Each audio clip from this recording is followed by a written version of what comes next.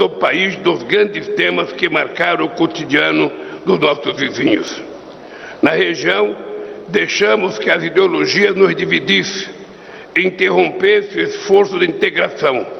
Abandonamos canais de diálogo e mecanismos de cooperação e, com isso, todos perdemos. Senhoras e senhores, tenho firme convicção de que precisamos reavivar nosso compromisso com a integração sul-americana. Quando assumi a presidência em 1º de janeiro deste ano, a América do Sul voltou ao centro da atuação diplomática brasileira. Por essa razão, convidei a todos para a reunião de hoje, que será seguida em agosto da cúpula dos países amazônicos. Os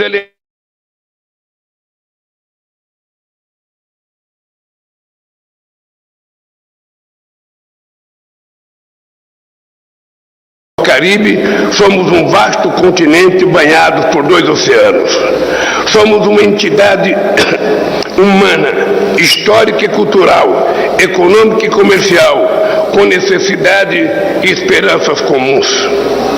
As recentes eleições na Colômbia, Chile, Bolívia, Brasil e Paraguai demonstraram o vigor da democracia em nossa região, em escrutínios marcados pela expressiva participação popular e ampla liberdade de expressão.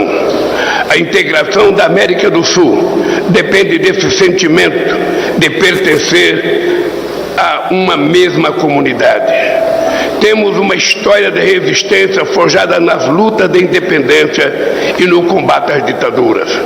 Compartilhamos uma cultura vibrante e expressões artísticas que vão da música à literatura.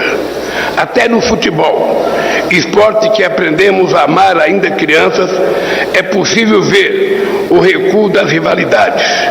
Vivenciamos algo impensável no ano passado.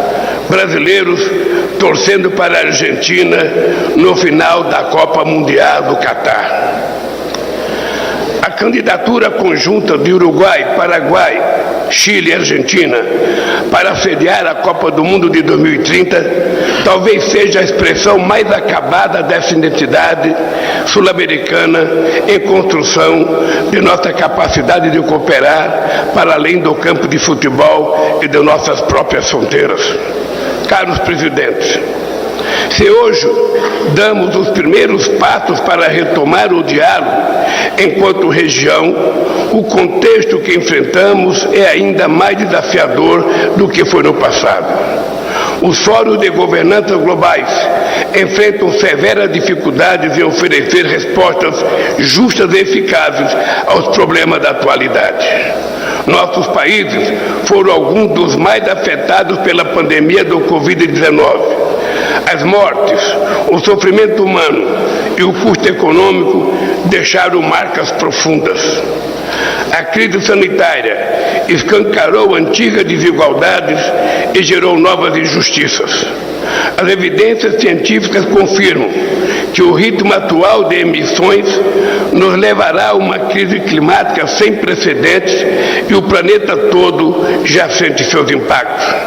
A falta de ação coletiva afeta nossa capacidade de conter o aumento da temperatura global. Sabemos que o que ocorre na Amazônia tem efeito sobre a Bacia do Prata. Com o esvaziamento da Organização Mundial do Comércio, o multilateralismo retrocede e crescem as posturas protecionistas nos países ricos, limitando nossas opções.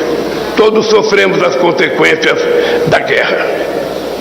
O conflito na Ucrânia desestabilizou o mercado de energia e de fertilizantes e provocou a volatilidade dos preços dos alimentos, deteriorando nossas condições de vida. Quando as cadeias de suprimento globais foram afetadas por esse conjunto de fatores, nossas carências em infraestrutura e nossas vulnerabilidades externas foram expostas. A região parou de crescer, o desemprego aumentou e a inflação subiu. Alguns dos principais avanços sociais logrados na década passada foram perdidos em pouco tempo. No Brasil, em outros países, recentes ataques às instituições democráticas, inclusive às sedes dos poderes constitucionais, nos ofereceram uma trágica síntese da violência de grupos extremistas que se valem de plataformas digitais para promover campanhas de desinformação e discurso do ódio. Face a tantas mudanças e desafios, que papel queremos para a América do Sul? Nenhum país poderá enfrentar isoladamente as ameaças sistêmicas da atualidade. É apenas atuando unidos que conseguiremos superá-las. Nossa região possui trunfos sólidos para fazer face a esse mundo em transição. O PIB, somado de nossos países nesse ano, deverá chegar a 4 trilhões de dólares. Juntos, somos a 5ª economia global. Com uma população de quase 450 milhões de habitantes, construímos importante mercado de consumo. Possuímos o maior e mais variado potencial energético do mundo, se levarmos em conta as reservas de petróleo e gás, a hidroeletricidade, os biocombustíveis, energia nuclear, eólica, solar e o hidrogênio verde. Somos grandes e diversificados provedores de alimentos. Contamos com mais de 1/3 das reservas de água doce do mundo e uma biodiversidade riquíssima, ainda pouco conhecida. Em nosso solo se encontra rico e variado conjunto de minérios, incluindo aqueles que, como nióbio, lítio e cobalto, são essenciais para projetos industriais de última geração. Somos uma região de paz, sem armas de destruição em massa, e na qual os litígios são resolvidos pela via diplomática. Nos próximos anos, vamos sediar eventos dos principais fóruns de governança global, como a reunião do Fórum de Cooperação Econômica Ásia-Pacífico no Peru, a cúpula do G20, a reunião dos BRICS e a COP30 do clima no Brasil. Precisamos chegar a esses espaços unidos como interlocutores confiáveis e buscados por todos. Caros amigos e amigas, entre as muitas coisas que aprendi na política é que o mandato presidencial é muito mais curto do que aparenta. Não temos tempo a perder. A América do Sul tem diante de si, mais uma vez, a oportunidade de trilhar o caminho da União. E não é preciso recomeçar do zero. A Unasul é um patrimônio coletivo. Lembremos que ela está em vigor. 7 países ainda são membros plenos. É importante retomar seu processo de construção.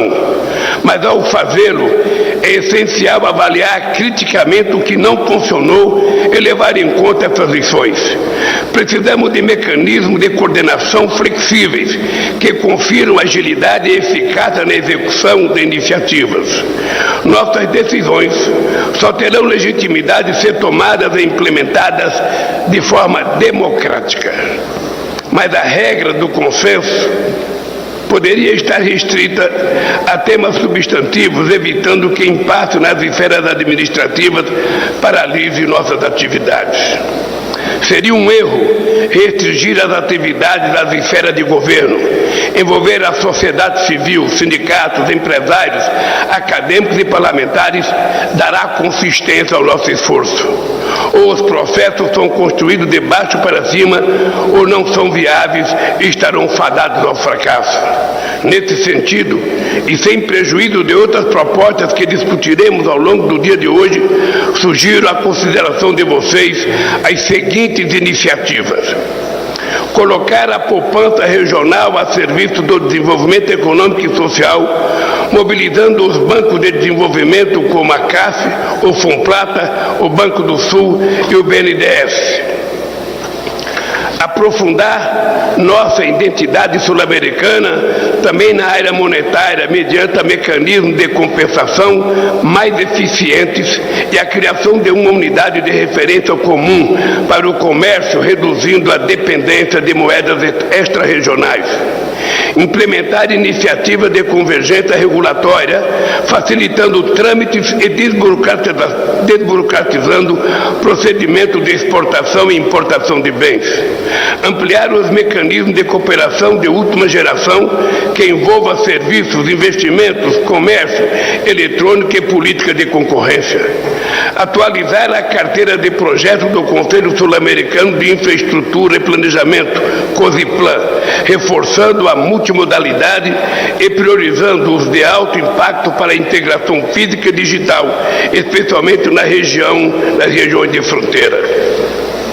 Desenvolver ações coordenadas para o enfrentamento da mudança do clima. Reativar o Instituto Sul-Americano de Governo em Saúde, que nos permitirá adotar medidas para ampliar a cobertura vacinal, fortalecer nosso complexo industrial de saúde e expandir o atendimento às populações carentes e a povos indígenas. Lançar a discussão sobre a constituição de um mercado sul-americano de energia, que assegura o suprimento, a eficiência do uso dos nossos recursos, a estabilidade jurídica, preços justos e a sustentabilidade social e ambiental.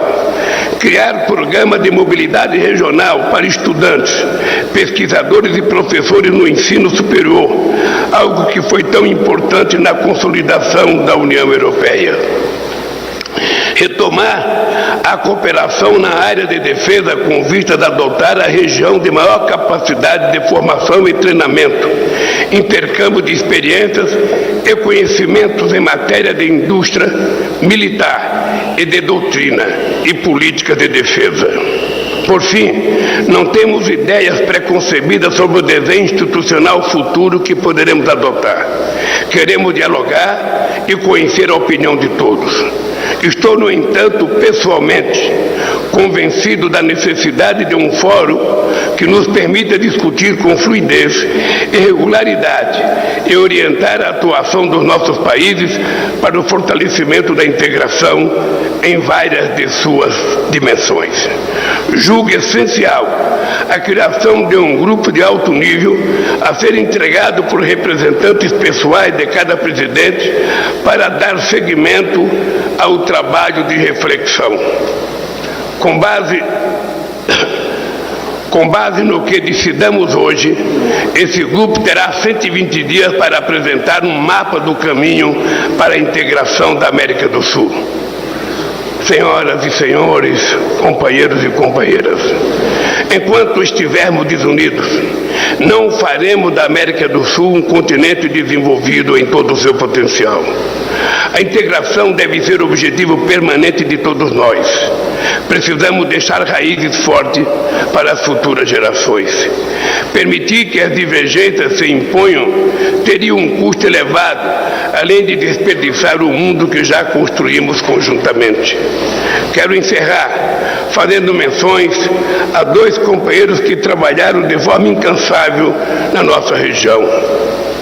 Aprendemos com o querido e saudoso Marco Aurélio Garcia, intelectual e dirigente do Partido dos Trabalhadores, falecido em 2017, que dizia: a política não é destino, mas construção humana sobre condições históricas dadas. A integração será feita no respeito à diferença, porque não há mais espaço para a homogeneidade da submissão. E concluo parafraseando o embaixador Samuel Pinheiro Guimarães, que foi secretário-geral do Itamaraty: precisamos nos recusar a passar mais 500 anos na periferia. As condições humanas e materiais para o nosso desenvolvimento soberano está em nossas mãos. Muito obrigado.